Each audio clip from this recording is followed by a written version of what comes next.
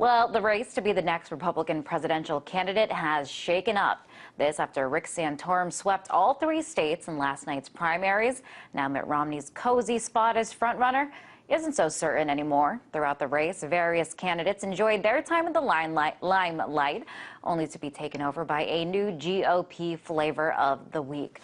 But one candidate's popularity has remained consistent: Ron Paul, and there are signs that he is gaining momentum, especially after coming in second in Minnesota, where he beat Romney and Gingrich.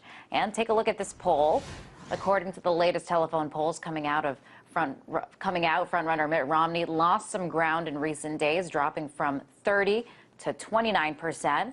Ron Paul is now in second place nationally. His support grew 5%, putting him at 21%, and rounding out the bunch, Newt Gingrich's support fell by 1% to 19%. And Rick Santorum's support rose by 5 to 18%. So with support for the other candidates slipping, is it Ron Paul's time to shine? Well, to dig deeper into this, I spoke with volunteer organizer and Ron Paul supporter Mary Willison earlier from Los Angeles. I asked her if Mitt Romney is still the front runner. Take a look. No, we're really happy with how Ron Paul is steadily pulling forward, and we have a lot of faith in the strategy of his campaign, and that as he gains ground in each one of these caucuses and moves into the primary states, we are gaining momentum, we're gaining more supporters, and there's a strategy to it. So, we're excited that he's not the flavor of the month. He's never had a bad race. He's pulling forward. And so now Ron Paul, he has yet to win a caucus, but as you just said, he seems to be the only one that is steadily on the upswing. He's got a very loyal following, while the others kind of come up and down. So with Romney, the traditionally seen as the front runner, losing speed, is right now Ron Paul's time to shine?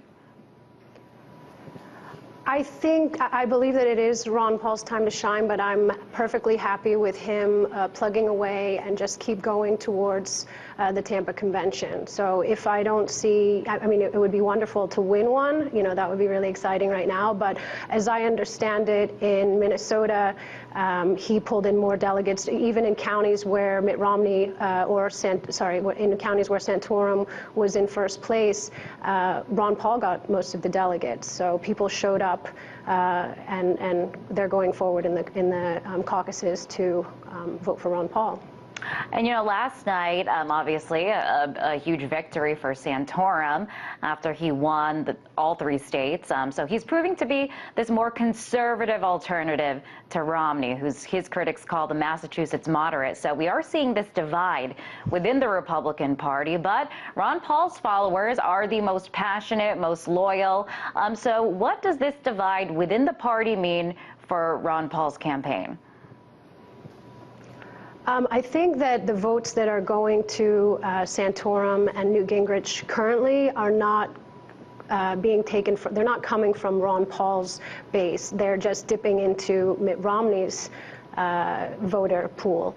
And we already know that Newt Gingrich and Rick Santorum are not on the ballot in multiple states where they were not able to collect enough signatures to get on the ballot. They didn't have enough of the foresight to plan their campaigns. And in order to win with, I think it's 1,144 delegates, they're not eligible for between 5 and 6 states, each of them.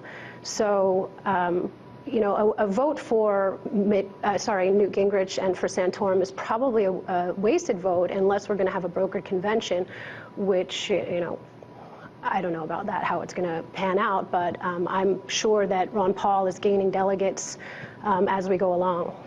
And, the fact that he is gaining momentum and that he has made it this far is a huge improvement from the last time he was running for the last election. So would you say that Ron Paul's image as a fringe candidate has changed?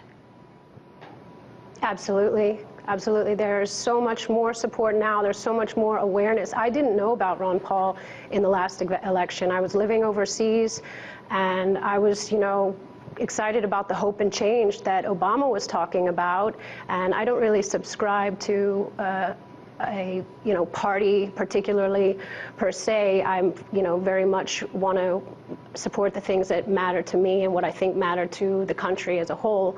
I think that the political divide that we have, this is a Democrats and Republicans, it's a horse and pony show, and I think that right now a lot of people are willing to cross the political divide and register themselves as a Republican, in order to take part in this, and that's what Ron Paul has. A lot of people are joining the Republican Party because, you know what, if you can't beat them, join them, and you have a lot more chance of making the change that you want to see in the world by taking part, getting in there, and being active. So, I mean, I do lean more conservatively. I'm fiscally conservative. I don't want wars, though, so on that side, I'm very much different from the other GOP candidates. I think that the whole GOP is changing. We are the new voice, the new generation, and people, I encourage them, no matter if they're liberal, democratic, libertarian, whatever, independent, to go ahead and make a difference. If you could do some research and become aware of Ron Paul's policies and ideas and the change that he's trying to make. I mean, he is the only one talking about restoring our currency or competing currencies, auditing the Fed. These banks that have been bailed out, the money is vanishing. If you take MF Global, for example, money is vaporizing, and I think that they're setting a stage for something like that to happen here, and nobody else is even talking about it. Ron Paul is the only one who is willing to shine a light into the dark corners of our political parties and these big corporations who are running the show, and people are awakening to it and deciding that they can take part and make the difference. So. And lastly, Mary, just want to ask you, Ron Paul, we see he is gaining some momentum. How can he continue to attract more voters? We are seeing that he's winning some people over from the mainstream, and he does have his loyal base. How can he continue to take advantage of this leverage? Well, everyone who does some research and gets involved and understands the policies usually gets profoundly moved by them and wants to be active in this and wants to make a difference. So I encourage everyone who does come along and decide to support Ron Paul to talk to your grandparents, talk to your neighbors, talk to your cousins and aunts and uncles, co-workers, everyone. You need to start raising the issues and have little political discussions. It doesn't always have to be a debate. People like to call us Paul bots because this is such an important conversation to be having. We're talking about the future of our country and our impact on the world. So, I encourage everybody to get registered as a Republican so that you have a choice when it's time for, the GOP primary candidate to go against Obama. People are trying to say the conservative or the anti-Romney. Come on. It's a joke to me. I can tell you are certainly a huge Paul fan, and thank you so much for coming on the show. That was volunteer organizer and Ron Paul supporter, Mary Wilson.